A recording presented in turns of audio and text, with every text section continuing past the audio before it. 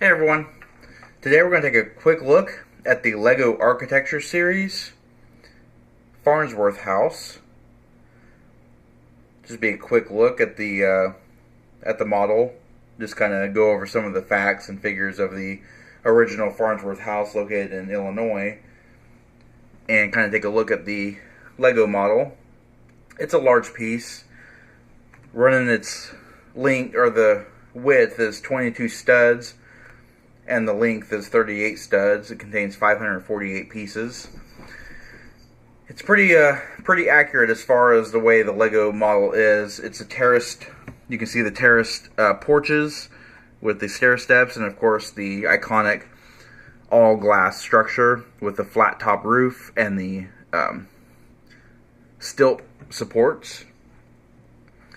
It is the base is actually made from a series of 6 by 12 studded plates, and it's trimmed in black tile. And then of course you have your Farnsworth House sign, which I like. And of course the interior is a little bit detailed. It kind of has to be, considering that it's all glass, and we'll go over the interior as well. So we'll go ahead and rotate a little bit. A little bit of history of the Farnsworth House. It was designed and constructed by Ludwig Mies van der Bro, and that was between 1945 and 1951.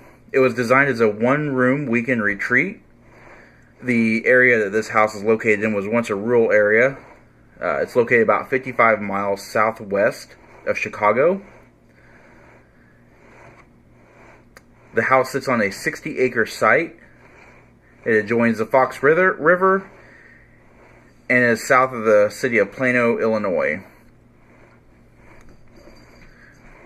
The steel and glass house, it was commissioned by Dr. Edith Farnsworth, the prominent Chicago nephrologist, and it was designed to be a place where she can enjoy and engage in her hobbies.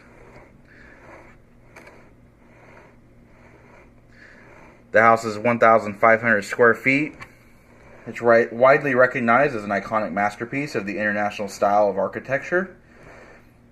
Home was designated a National Historic Landmark in 2006 after joining the National Register of Historic Places in 2004. The house is currently owned and operated as a house museum by the Historic Preservation Group, National Trust for Historic Preservation. In September 2008, however, the house was flooded by rains from the remnants of Hurricane Ike. Water levels reached about 18 inches above the floor and the 5-foot stilts upon which the house rests. Much of the furniture, however, was saved by elevating it above the floodwaters. The house was closed to the public for the remainder of 2008 for repairs, and it was reopened for public visitation in spring of 2009. Work began in 1950 for the house, and it was substantially completed in 1951. The commission was an ideal one for any architect, but was marred by a very publicized dispute between Farnsworth and Mies that began near the end of construction. The total cost of this house in 1951 was $74,000. Today, in 2015 dollars, that would equate to about $695,000. There was a cost overrun of $15,600, however, over the approved pre-construction budget of $58,400, and was due to escalating material prices resulting from inflationary commodities speculation in anticipation of demand arising from the mobilization for the Korean War. Kind of puts it into perspective, really. This house doesn't look like it was made in the 50s. It looks pretty modern. However, it is, it's a 50s house.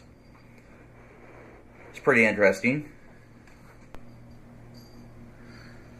The extensive use of clear floor-to-ceiling glass opens the interior to its natural surroundings to an extreme degree. Two distinctly expressed horizontal slabs, which form the roof and the floor, sandwich an open space for living. The slab edges are defined by exposed steel structure members, painted pure white. The house is elevated 5 feet 3 inches above floodplain by 8 wide flanged steel columns, which are attached to the sides of the floor and the ceiling slabs. The slab's ends extend beyond the column supports, creating cantilevers.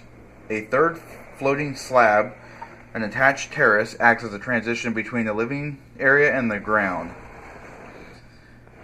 The house is accessed by two sets of wide steps connecting the ground terrace and then to the porch. Mies once stated, "Nature too shall live its own life.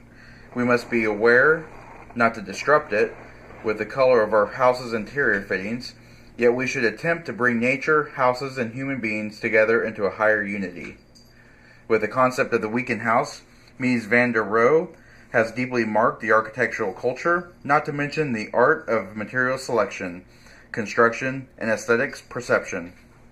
Beyond the functionality of a building, Mies van der Rohe also highlighted the building's most distinguishing aesthetic features. By using proportion and scale, Rohe was able to perceive its innermost order and distinguishing features and to express them in space and form. Alright, that does conclude just a quick look at the Lego Architecture Farnsworth House. This is a retired product now. It was part of the Architect series and the very popular architecture themed Lego sets.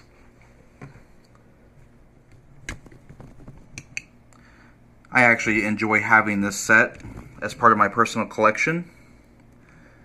I have a couple other architecture series also that I will be reviewing in the coming future.